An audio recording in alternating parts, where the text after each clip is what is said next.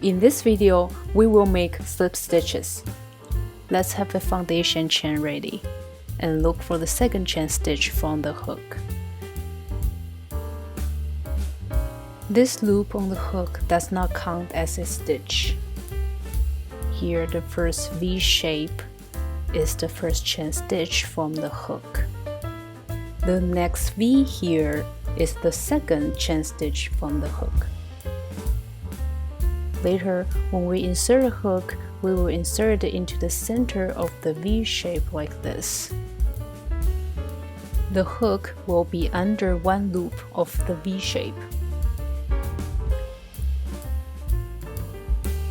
To make the first slip stitch, put the working yarn back in your hand. Then insert your hook into the second chain stitch from the hook. 1, 2, here, this one. Insert the hook into the center of the V shape. Then yarn over by bringing the hook behind the yarn and wrapping the yarn into the nook of the hook head.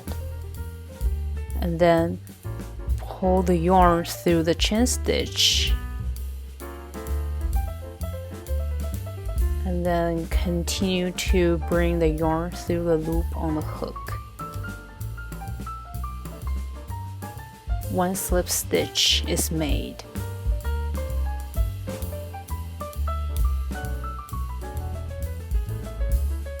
The next slip stitch will be made into the chain stitch that is next to the one you just worked into.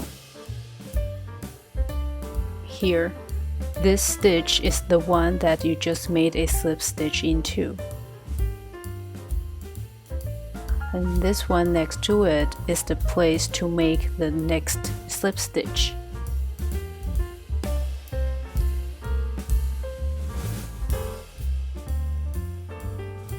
If it's hard to tell which stitch you just worked into, slightly stretching your piece will make it easier to see.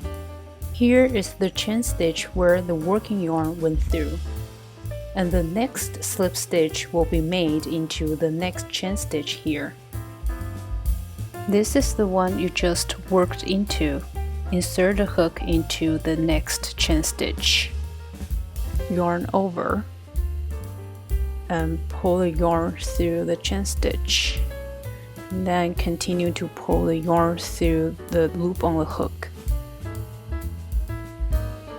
Continue to slip stitch into the rest of the chain stitches.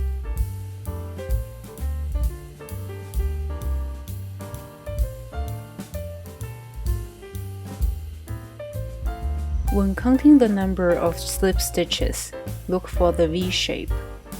One V shape is considered one stitch. Here, there are 1, 2, 3, 4, 5, 6 slip stitches. The loop on the hook does not count as a stitch.